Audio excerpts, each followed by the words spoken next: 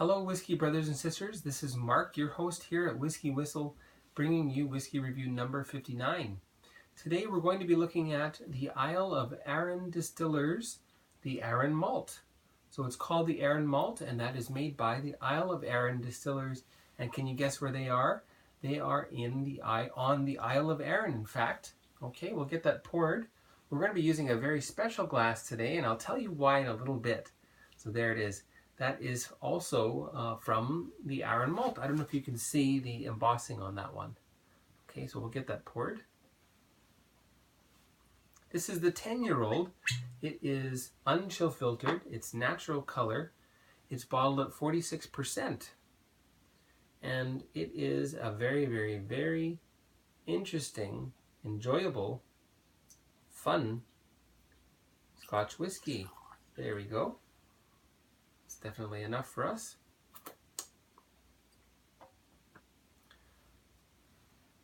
Now this particular glass is a little bit wider than the typical Glencairn. So oxidation should happen a little bit faster, which might be good. Yeah, we'll let that sit for just a little bit. That looks like roughly 30 milliliters, give or take. I think I need to add just a touch more. Why not? I'm nearing the end of this bottle. There we are. Okay. Now, oddly enough, this has been the fifth take of trying to get this review done. I've had mishap after mishap, and this time I am determined this is going to be it. Okay, so let's get through it, shall we? Color-wise, this is straw or a very light golden color. Pale gold, perhaps. And we're going to let that sit right there. And we are going to talk about the Arran Distillery because it is quite unique. First of all, it is probably one of the newer distilleries that is, let's say, fully operational and producing a spirit that is sold all over the world. Okay, so founded in 1994 by Harold Curry, who had a long career in the Scotch whiskey industry. Harold Curry sadly passed away March 15th of this year. So my condolences to the family at the Arran Malt, the Isle of Arran Distillery, and also his family. 1995, the spirits first flowed. So 1995, that brings us to, we're roughly 21 years now, just about. They have one wash still, one spirit still, so 2 stills, and they can put out as much as 750,000 liters per annum of pure alcohol. But they may be only running at about a fifth or perhaps a quarter of that as far as production capacity is concerned. The bulk of it is used for single malt, for the Arran Malt, with a little bit of it used for blends, and some of those blends are their own. For example, Robert Burns. There's a Robert Burns blend commemorating the poet, the famous Scottish poet. That's the fellow who created Auld Lang Syne, if you're not sure. And what else? They started making a new brand. So they have 2 brands, the Arran Malt, and the second brand that they produce is called Macrymore. And here it is. And this is peated. Heavily peated? Not heavily peated, but let's just say it's peated from local peat from the Isle of Arran. This is the cask strength variety, and the second release from 2015. And when I bought that one, I got 2 of these beautiful glasses, so that was quite nice. What else? The distillery is now owned by a group of private shareholders. The master distiller, who you'll see scrolling through here, along with the late founder Harold Curry, is James McTaggart. So you'll see his photo, his likeness passing through on the page there. Okay. Well, so that's that about the distillery. So let's give that a nose and we'll see how that is.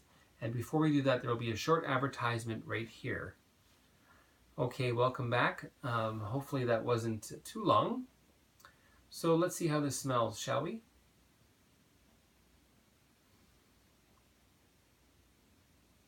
When you smell it neat, perhaps owing to the ABV, you'll get a bit of a burn at first, but keep coming back to it like this.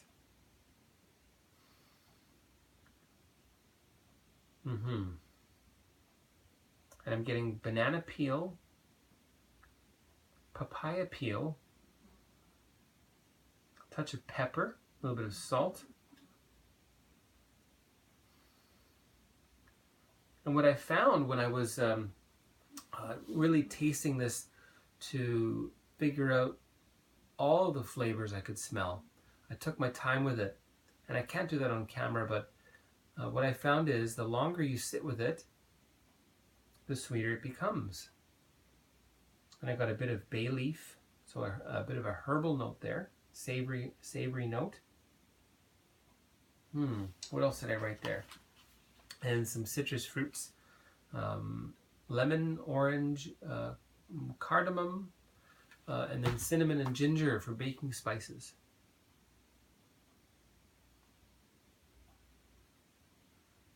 Quite lovely. Let's taste that now, shall we? Cheers, everyone. And again, my condolences to the family at the Isle of Arran Distillery.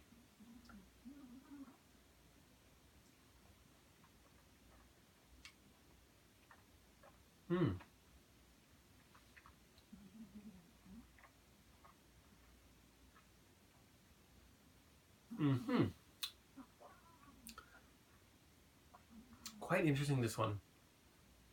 It starts out bittersweet, then it develops sour in a good way. As for individual flavors,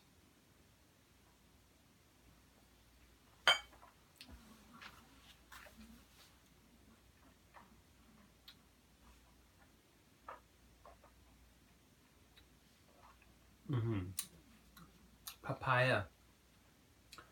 This really does taste like papaya. Hint of vanilla there. It's peppery, it's dry, and it also has a very velvety mouthfeel to it too. And with time, what I found is I get pine nuts, interestingly enough. So pine nuts, unroasted, so raw pine nuts.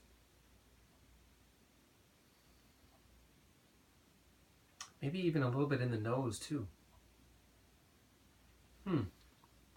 Okay, we're going to add some water to that one. This one is very, very hydrophilic, so you don't be afraid to add yourself perhaps a full teaspoon of water into a moderate-sized glass like that.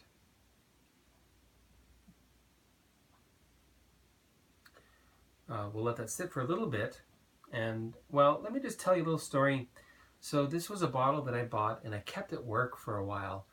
And at the end of the day, to reward myself for a full day's work, I often poured myself a little bit of the Arran Malt 10-year-old you see here.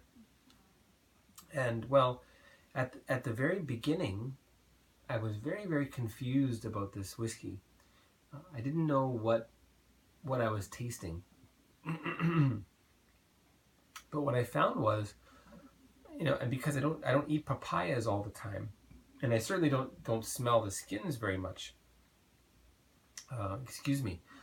But the more I drank it, the more I liked it, and I really noticed that water really, really accentuates the flavors with the Arran Malt 10-year-old. Anyway, so there it stayed at work for the longest time. And my reviews of whiskey started, and they kept going, and I thought, well, when am I going to do the Arran Malt? And I kept forgetting the bottle at work. So finally I took it home, I guess about maybe about a month ago or thereabouts. And I thought, well, I'll get it done soon. And then yet again, I forgot about it for a couple of weeks. So finally I thought, well, I've got to get that written down. And I wrote it down and got started with actually thinking about what I was tasting and recording it over multiple times to finally arrive at what I think is, I hope, a fairly comprehensive taste profile of this lovely, lovely whiskey. Okay. And I also mentioned this is the 5th time I've tried to get this review done. The last one, I did a time lapse, not slow motion, the opposite of slow motion, ultra fast motion.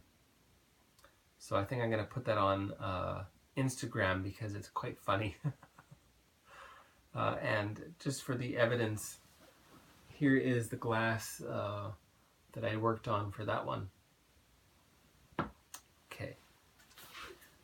All right, so with water, this is what I love about this whiskey. Still quite potent, but I can tell it's much sweeter.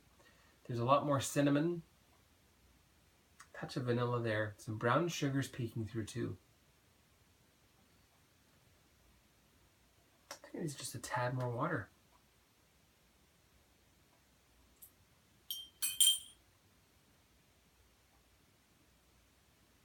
When you add water to whiskey, always start small. You can always add more, but you cannot take away any once you've added some.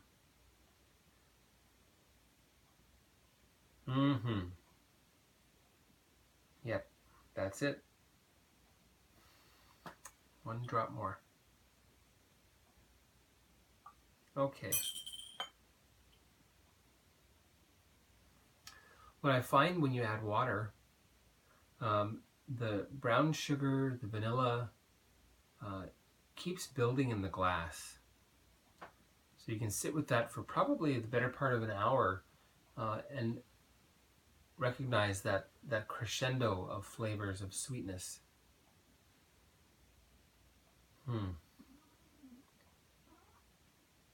Okay. Cheers, everyone. Hope you had a great weekend. Or weekday, whatever day it is you watch this.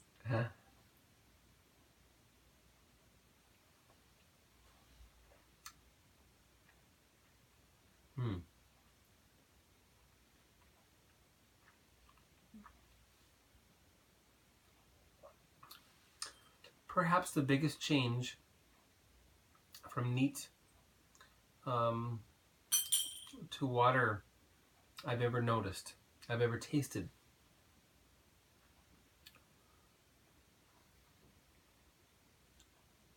Oh, the cinnamon really comes out with water, as does the vanilla.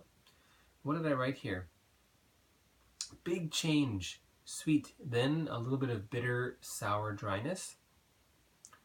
And papaya skins I noticed before. Now I'm tasting the flesh of the papaya, the meat, as it were.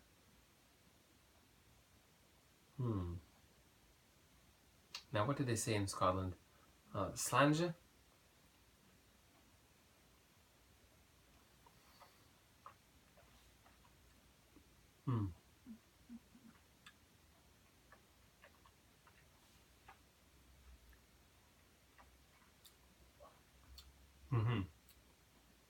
Papaya meat, the flesh, also the seeds, adding a bit of dryness to it. A bit of grapefruit there. And the nuts, I'm tasting a little bit more of something like macadamia or Brazil nuts, in fact. So a very tropical, tropical taste profile. Tropical fruits, tropical nuts, vanilla, brown sugar. Hopefully you can dig that, because I sure do.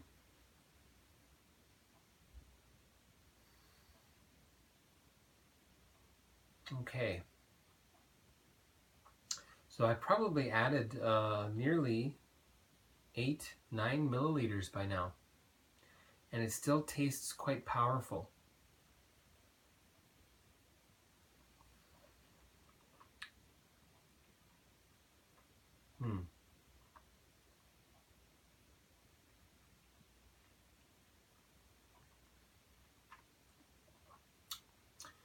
And for a 10-year-old, I was about to say 12. For a 10-year-old, the finish is really, really long. The grapefruit, the papaya, a bit of pepper and salt really carries for a long, long time. That pine nut, Brazil nut essence coming through too. We'll give it one more shot, shall we?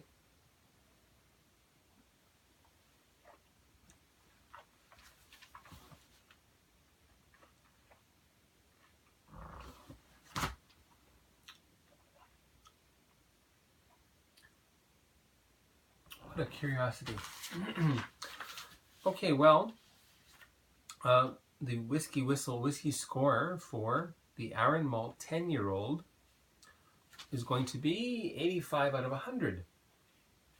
Now, I started out putting 83, then I erased it, put 84, and then finally 85.